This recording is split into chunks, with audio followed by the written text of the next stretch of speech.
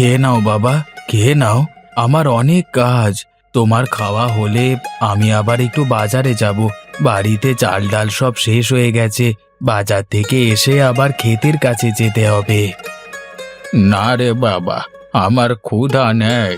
তুই যা তোর কাজে, আমি পরে খেয়ে নেব। এখন আমার ক্ষুধা নেই রে বাপ। যা, তুই আমাকে নিয়ে চিন্তা করিস না, তুই কাজে যা। কেন বাবা, কি হয়েছে তোমার? তুমি খাবে না কেন বলো তো আমাকে? শরীর ঠিক আছে তো তোমার? হ্যাঁ রে বাবা, আমার শরীর ঠিক আছে, কোনো সমস্যা নেই আমার। তুই যা দেখিনি কাজে। হ্যাঁ, আর একটা কথা, বাজারে গিয়ে দেখবি তো একটা ইলিশ মাছের ব্যবস্থা করতে পারিস নাকি। যদি পারিস তো একটা ইলিশ মাছ নিয়ে আয়, আমি ভাত খাবো। আচ্ছা বাবা, কাছে তো আজকে খুব বেশি টাকা নেই। দেখি যদি পারি তাহলে একটা ইলিশ আনবো। তুমি খেয়ে নিও, আমি চলি বাবা।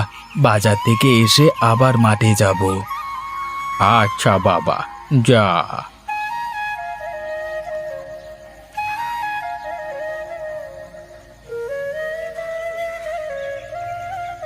নিয়ে যান, নিয়ে যান, টাটকা টাটকা সবজি নিয়ে যান। আপেল, আঙুর, বেগুন, শাক, কি লাগবে সব টাটকা টাটকা নিয়ে যান।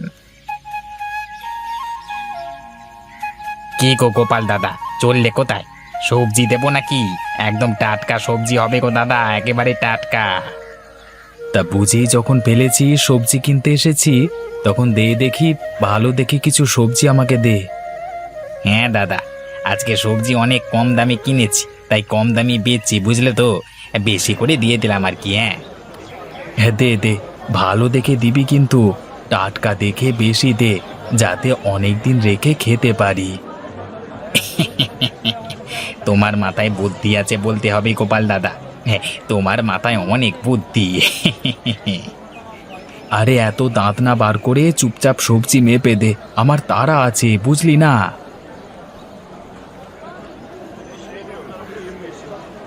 সবজি কিনে তো বেশ অনেকটা টাকাই বেঁচে গেল। যাই দেখি, বাবার জন্য একটা ইলিশ কিনতে পারি নাকি দেখি।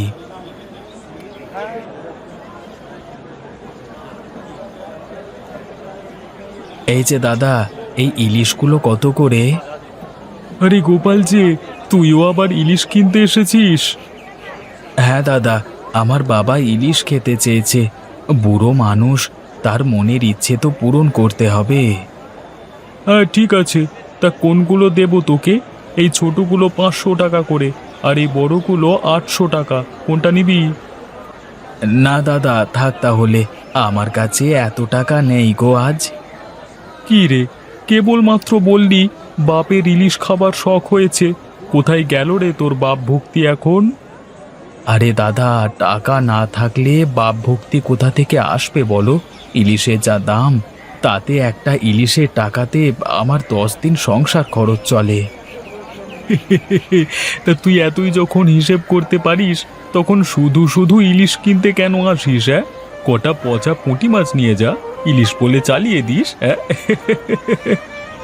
আরে দাদা, করো করো, উপহাস করছো তো। দেখবে আমি ঠিক আমার বাবাকে বড় ইলিশ খাওয়াবো। যা যা, আমি দেখবো তুই কেমন ইলিশ খাওয়াস তোর বাপকে। হ্যাঁ। ঠিক আছে দাদা, আমি দেখিয়ে দেব। আজকে আমাকে অপমান করলে তো, একদিন আমি আমার বাবাকে বড় ইলিশ মাছ খাইয়ে তোমাকে দেখিয়ে দেব।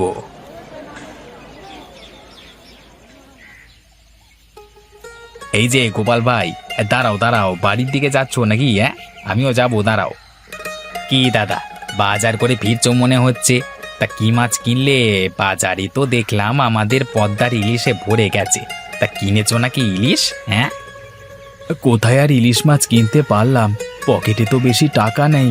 আর দিন দিন যে পরিমাণে ইলিশের দাম বাড়ছে, তাতে বোধহয় আর আমাদের মতো মানুষের ইলিশ খাওয়া হবে না। বাবা ইলিশ খেতে চেয়েছিল, তা কিনতে পারলাম না। এখন খালি হাতে বাড়ি যাচ্ছি। কেমন ছেলে আমি, বাবাকে ইলিশ মাছও খাওয়াতে পারলাম না। তুই যা বলেছিস ভাই, আমার মেয়েটা আজকে কদিন ধরে ইলিশ খাওয়ার জন্য কাঁদছে। তাও মেয়েটাকে আমি ইলিশ খাওয়াতে পারছি না। 1 সপ্তাহ ধরে টাকা জমিয়ে ইলিশ কিনেছি ছোট একটা, আজ গিয়ে এই ইলিশটা মেয়েকে দিলে মেয়ে খুব খুশি হবে।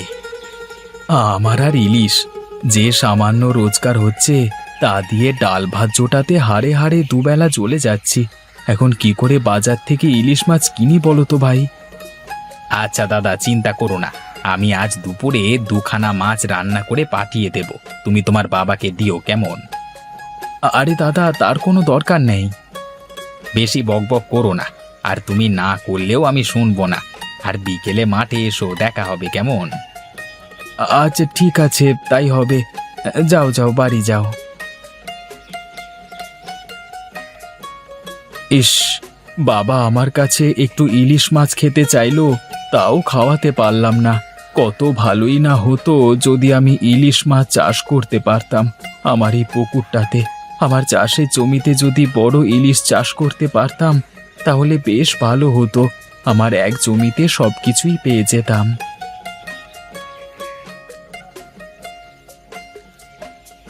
কি গো দাদা, তোমাকে আমি বিকেলে আসতে বললাম আর তুমি এত আগে চলে এসেছো মাঠে। আর এসেই যখন পড়েছো তখন আসবার আগে আমাকে একটা ডাক দিতে পারতে। আরে আমি বাজার থেকে ফিরিয়ে চলে এসেছি, তাই ভাবলাম তুই এত সকালে যাবি না, এই জন্য আর কি তোকে ডাকিনি। তা নয় হলো, কাজকর্ম বাদ দিয়ে পুকুরের ধারে দাঁড়িয়ে কি ভাবছো শুনি? ভাবছি যে আমার এই চাষের জমিতে ধান থেকে শুরু করে সব ধরনের সবজি চাষ করি আমি। আবার দেখো, ক্ষেতের পাশে একটা পুকুর রয়েছে, যদি এই পুকুরে ইলিশ চাষ করা যেত তাহলে কতই না ভালো হতো। আমার এই চাষের জমি সবকিছু পেয়ে যেতাম। আরে দাদা, এটা তো মিষ্টি পানি, মিষ্টি পানিতে কি আর ইলিশ চাষ করা যায়? ইলিশ চাষ করতে লাগে নোনতা পানি। তাহলে নদীর মিঠা পানিতে ইলিশ কি করে আসে? মানুষ তো দেখি নদীর মিঠা পানি থেকেই ইলিশ ধরে। আরে দাদা, ইলিশ মিঠা পানিতেও হয়, আবার নোনতা পানিতেও হয়, কিন্তু পুকুরে চাষ করতে হলে নোনতা পানির প্রয়োজন হয়। পুকুরের মিঠা পানিতে ইলিশ মাছ চাষ করা যায় না। ও আচ্ছা, তাই নাকি? এ কথা তো আমার জানা ছিল না। আচ্ছা যাই হোক, চলো কাজে লেগে পড়ি।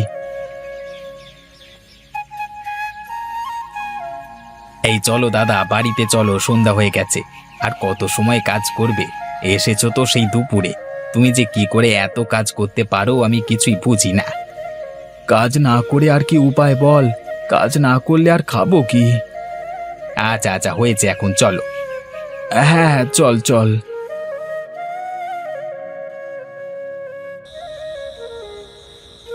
বাবা, ও বাবা, ওঠো, খাবে না? খাবে চলো, খুব ক্লান্ত লাগছে। তোমার খাওয়া হলে আমি একটু ঘুমাবো। আমি খেয়েছি রে বাপ। ওই যে ও বাড়ির শফিকের বউ আছে না, ও এসেছিল সন্ধ্যার একটু আগে, আমাকে দুখানা ইলিশ মাছ দিয়ে গেছিল। আমি এক টুকরো খেয়েছি, আর এক টুকরো তোর জন্য রেখে দিয়েছি। যা, খেয়ে দে, শুয়ে পড়। না বাবা, আমার এখন আর খেতে ইচ্ছে করছে না। মাছটা থাক, তুমি সকালে খেয়ে নিও, আমি ঘুমাতে গেলাম।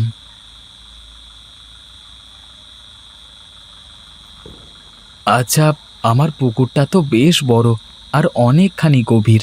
আমি যদি বাজার থেকে নুন কিনে পুকুরের পানিতে ঢেলে দিই তাহলে তো পুকুরের পানি নোনা হয়ে যাবে, আর আমি সেই পুকুরেই ইলিশ চাষ করতে পারবো। এখন ঘুমাই, আমি কালকে থেকে ইলিশ মাছ চাষ করবার জন্য সব প্রস্তুতি নেব।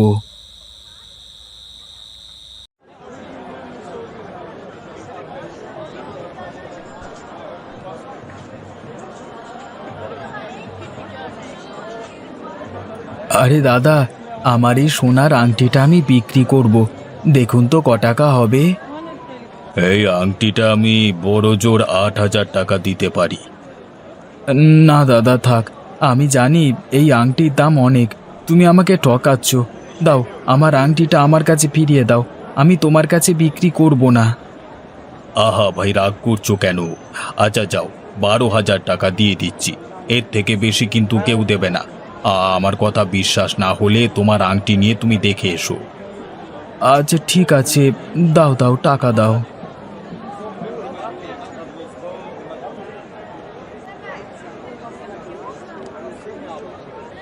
এই যে দাদা, লবণ আছে তোমার কাছে? হ্যাঁ ভাই আছে। ক কেজি লাগবে তোমার? আমার 20 বস্তা লবণ চাই। আচ্ছা, তোমার দোকানে দিতে পারবে তো? হ্যাঁ, তা গোডাউনে গেলে দিতে পারবো, কিন্তু তুমি এত লবণ নিয়ে করবেটা কি? তা দিয়ে তোমার কাজ কি ভাই? তুমি লবণ বেচবে নাকি তাই বলো। হ্যাঁ হ্যাঁ, বেচবো না কেন? চলো চলো, আমার সাথে চলো। আচ্ছা, তুমি গোডাউনের সামনে দাঁড়াও, আমি একটা ভ্যান নিয়ে আসছি।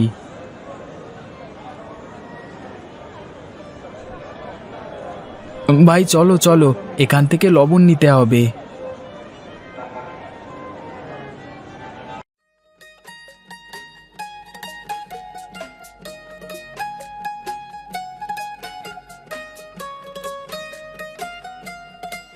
এবার সব লবণ এখানে নামিয়ে দাও।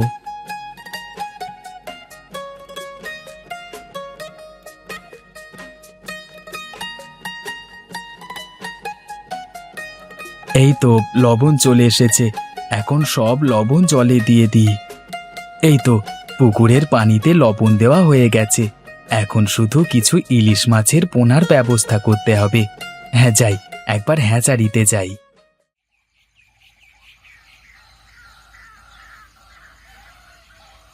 আরে এই যে দাদা, তোমার এখানে কি ইলিশ মাছের পোনা পাওয়া যায়? আরে আমরা তো চাইলে ইলিশ মাছের পোনা ফুটিয়ে দিতে পারি ডিম থেকে, কিন্তু তুমি চাষ করবে কোথায়? লোনা পানি আছে? হ্যাঁ হ্যাঁ, থাকবে না কেন, আছে। তুমি আমাকে 2000 পোনা দিতে পারবে? ঠিক আছে, কিছু টাকা অ্যাডভান্স করে দিয়ে যাও, আর জায়গাটার নাম বলে যাও। আমি কালকে লোক পাঠিয়ে দেব, পরে বাকি টাকাটা তুমি আমাকে দেবে, কালকে না হয় দিয়ে যাবে, ঠিক আছে? এই যে টাকা। আর কালকে বড় বটগাছের কাছে চলে গেলে আমাকে পাবে। আচ্ছা ভাই, ঠিক আছে, তোমার কাজ হয়ে যাবে।